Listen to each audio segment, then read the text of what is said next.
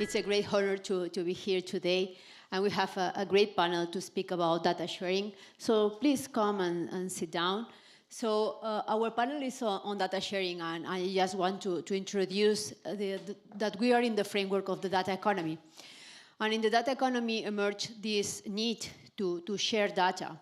And data spaces also emerge as this new possibility to increase competitiveness, sustainability, and resilience. And you know that when the European Commission started speaking about data spaces, they completely forgot tourism. So I think we are very happy now because they recovered tourism.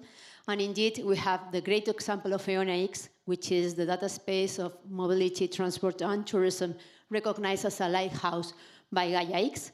And now we have also the big projects, the European Tourism Data Space deployment and the Mobility Data Space deployments, which are great projects in which also EONA is involved.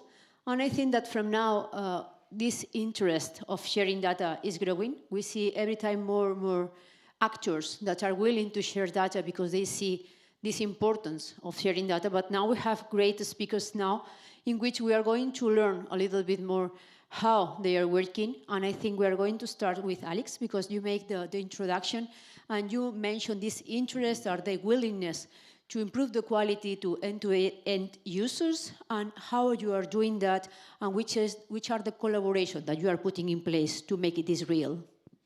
Yes. So for us, actually, we have two areas that are super important to us that are a bit different from the one I heard in the previous roundtable. The first one is really around distribution. So pre-stay, we spoke a lot about optimizing logistics, operations, etc. But for us, what's really important is how we capture the demand, how we capture it in a more direct way, because the distribution today is very much, there are a lot of intermediaries. And for that, we need to collaborate with some partners, especially in the mobility space, so airlines, transportation companies, etc., to get a sense of the demand of the customer and really build this end-to-end customer journey. You may have seen, we announced recently actually a partnership with SNCF. We have a big one with Air France. So all these partners are as many opportunities for us to really use the data to build the end-to-end experience for our customers. The second one is really around micro-personalization. Today, and I think it's not specific to our industry, customers want to be treated as a segment of one. They each want special attention. They want to be talked to differently. There is so much offers they can navigate, should it be in terms of hotels, etc.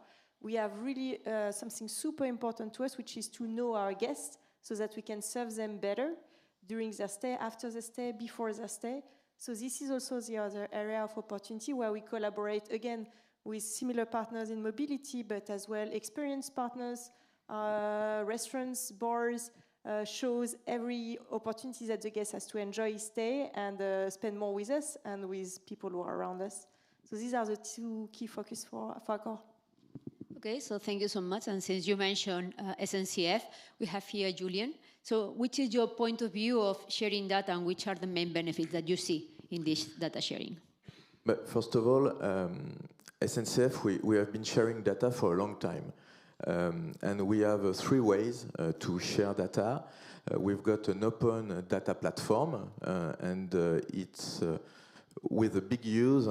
We have more than 20,000 users on our open data platform, and we share more than 200 data sets. The second way to share data is an SNCF API platform, and we have more than 2 million hits monthly on our API.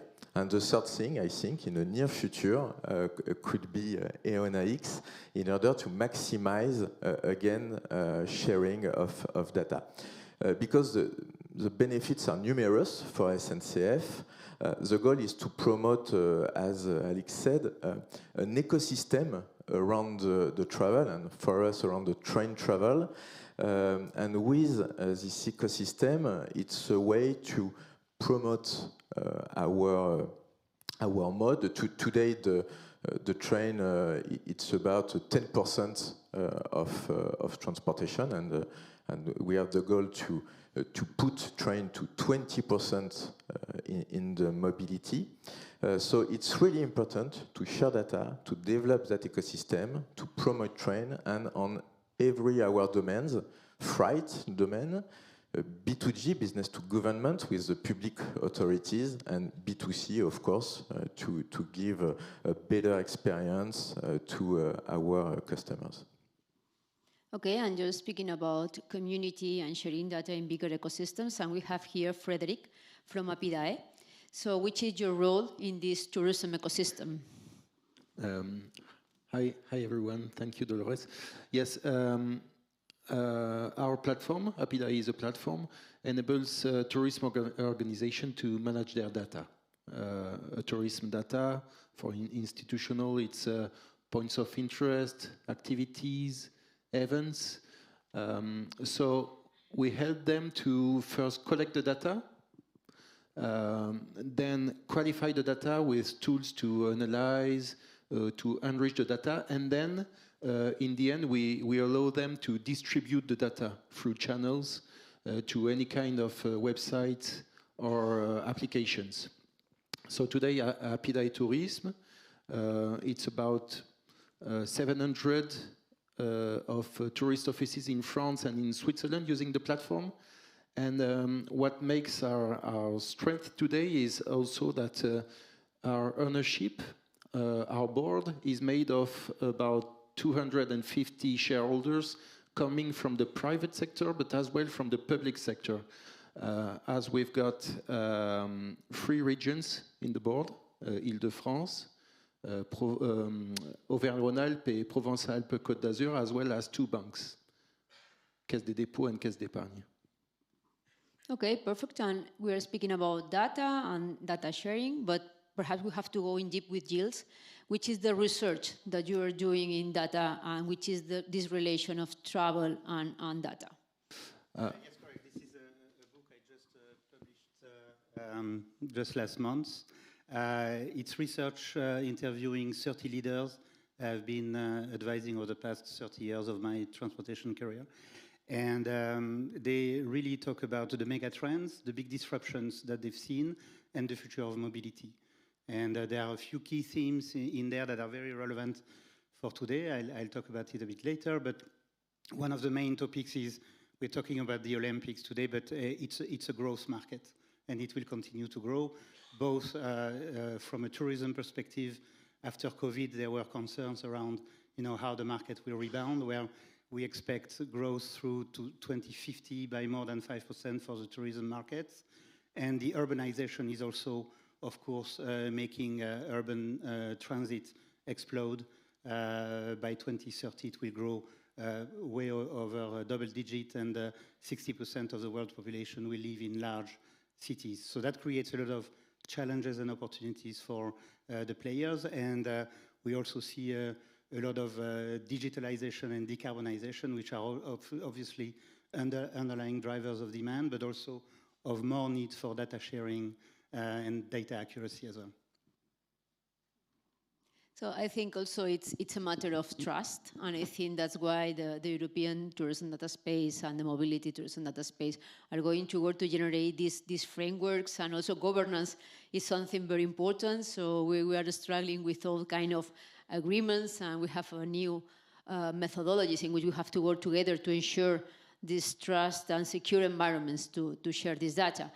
But coming again to Alix, so you spoke about this generation of efficiencies and the quality to end-to-end users, and also to personalize the tourism experience. But which are the next steps and the next challenges that you are facing as ACCOR?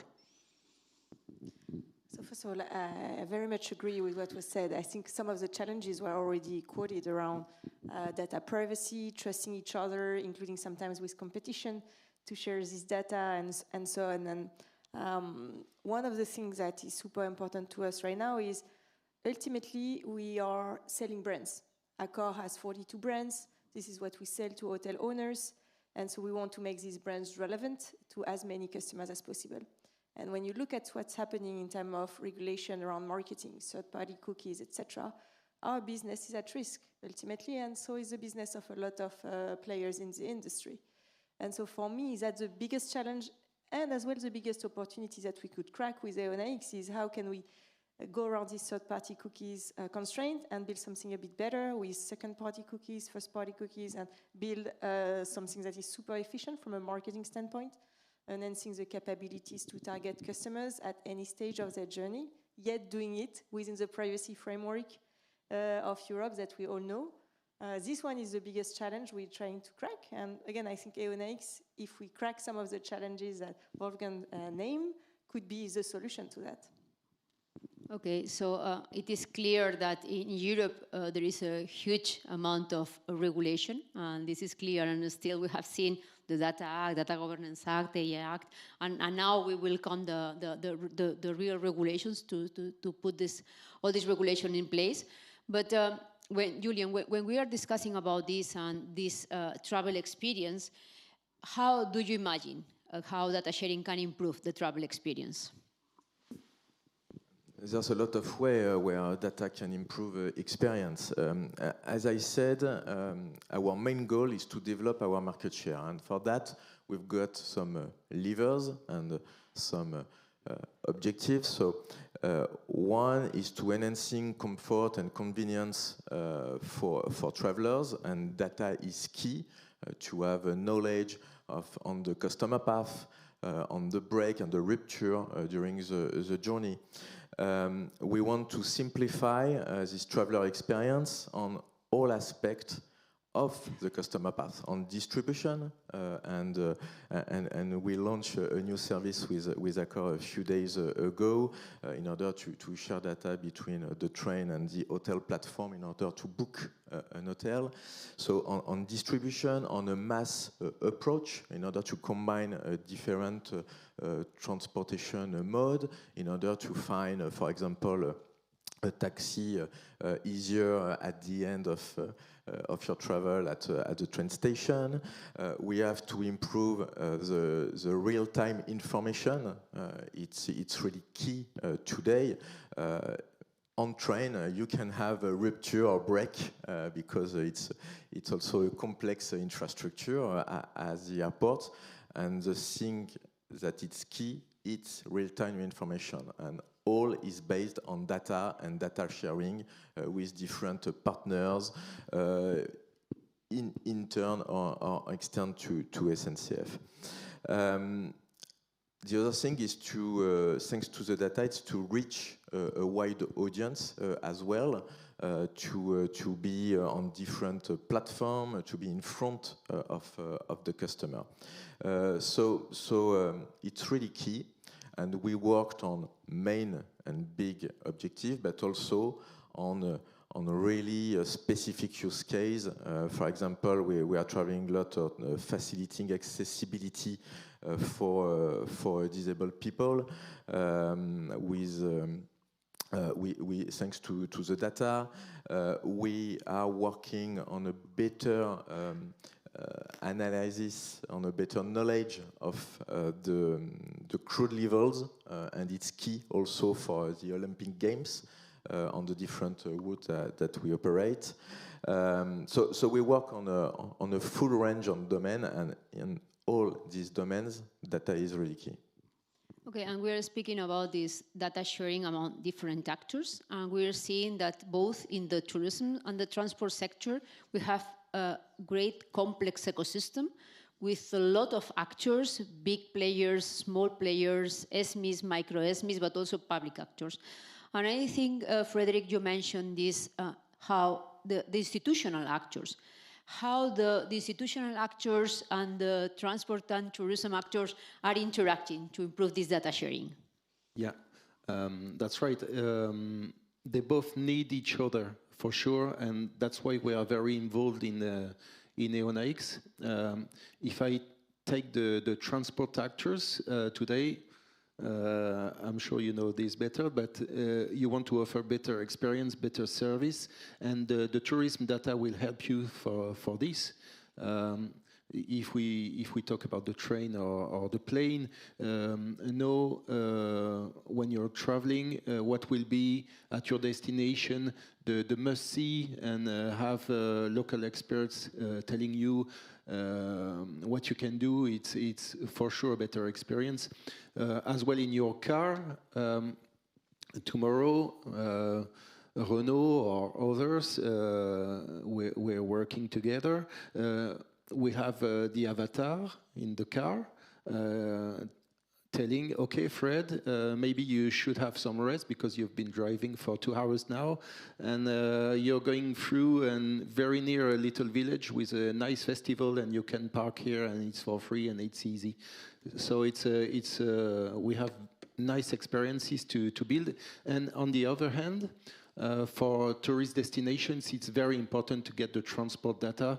For sure, if I take some examples, for the last mile to get the visitor at destination easily, for itinerancy, to know if you can easily take your bike in the train, or when you're in the tourist office to see what you can do around, what are the points of interest at a 30-minute drive or 30-minute public transport. Okay, Gilles, you mentioned about your book, and we were discussing about the travel experience. So how do you define this travel experience? Yeah, I think, and just to follow up on Alix's comments, we would define it very broadly. And the more it goes, the more you need to anticipate from a supplier perspective how the customer is going to behave. So you need to take control, or whatever control you can take over the very upfront awareness of a service existence, then the information that the customer is going to be bombarded with through digital apps. Then you have the whole booking process, the payment. Then you have the actual usage of the service, and a lot of disruptions that you can manage along the way. And finally, the whole relationship and community building that is happening in social media. Your customer is constantly connected, and he's constantly willing to perhaps optimize or change his journey or his experience. It was interesting, the story of the kayak team in China. Perhaps it was a lack of planning, perhaps it was the China coach decided to spend the weekend in Paris, and so to take a flight a bit earlier than planned. And that's the challenge for the industry, is we've moved from a supply-led value chain to more of a customer-led. And the customer has options, and he or she can decide when he or she is going to travel, what service level, what price, what itinerary. Open Google to go from here to La Défense. You have probably 15 options just now. And that's a big challenge for the supply side, because it creates fragmentation. And the digital is the wrapper, hopefully, that will put some structure and control over this fragmentation. The final round, and we were discussing a lot of things, personalization, but also the risk and opportunities, which will be the final statement, starting with Alix. How do you see the next steps? How do you see data sharing will improve? How can we improve also these ecosystems and convince others? Because we were discussing about that data sharing is also about trust and generate these alliances. And you mentioned that you have already more than 100 alliances in this tourist journey. How do you see the future of data sharing? I'm optimistic about it, because like all of my peers said, there is so much opportunity for all of us to capture, and a lot of collective willingness to get there. I think the key is going to be, again, use case driven. And sorry, I'm repeating myself a lot, but if there is no value for the players, the companies participating, neither for the customer, by the way, no one will participate. So we need to find the value for the companies to share their data. This will require investment from all of us. This will require also sometimes to align on some standards, way to operate. So this effort needs to come with some value. And same for the guests. Maybe Gen AI is the future of cookies, hope so. But even though, we need to find the right incentive for the customer to share this data. More and more people don't want to share this data unless they see value out of it. So I think for me, this value for all the players at stake is really the key. If we crack that, we have a bright future ahead of us. Thank you. Thank you so much. Julien, which are your last insight? I can say more than Alix on that. It's really key, the use case, to create more value together on sharing data, because, as Alix said, it's always a lot of discussion to know what kind of data I can share with who and with. So we have to think on the first time to the use case and the value from the use case. And for example, as I said, the way to develop an ecosystem that benefits to all of us and finally to our customer is a really good thing. We've got a lot of services in mind around a better combination of mode to improve care to some of our customers, like disabled people, to improve quality at the train station, for example, with taxi, to better understand how people move in a region, some use case on a POE as well, point of interest. So there is a lot of use case. We have to share the value together, and with that, EONA-X could be a success, an enabler and a success. Frédéric? Yeah, I'm sorry about this, but I can just agree to what Julien and Alix said. The key is for sure the use cases, and I've been talking about use cases. It's very concrete, and it will make us succeed. And maybe another point is the business model. And in our case, if the price is fair for the one buying the data or using the data, and for the intermediate, and as well for the one giving or sharing the data, for us tourist offices, how can we retribute them, help them? It will be the key as well, I think, on our side. Gilles? Yes, I think we talked a lot about silos as well, because our mobility is going to become increasingly intermodal, international, and so forth. But also, if you look at the new offerings, there is a variety of business models, foisonnement of partners. And so we are no longer in a world of incumbents. We have to mix big corporations with startups. And from our experience, it's a challenge to define a partnership, to design it, to implement it. Incumbents have a lot of legacy technology that they want to monetize. Startups are in a hurry to grow, and those create frictions that need to be managed.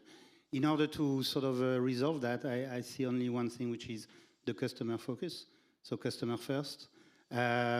Also, probably take a special look at Gen Z, because this is a rising tsunami, and the behavior of Gen Z from a mobility demand perspective is changing, and it's changing the way the offerings need to be designed. Well, I think we are in a very interesting period in which there are a lot of things going on, but I think we are in this moment in which all the different actors have to be aligned and work together to generate also the trust. Thank you so much. I think the key word is use cases, but with new components. So I think we will be working on that in EONA-X, but also in the projects in which we are involved. And I hope we will continue working together to make data sharing a reality. A big applause for our speakers.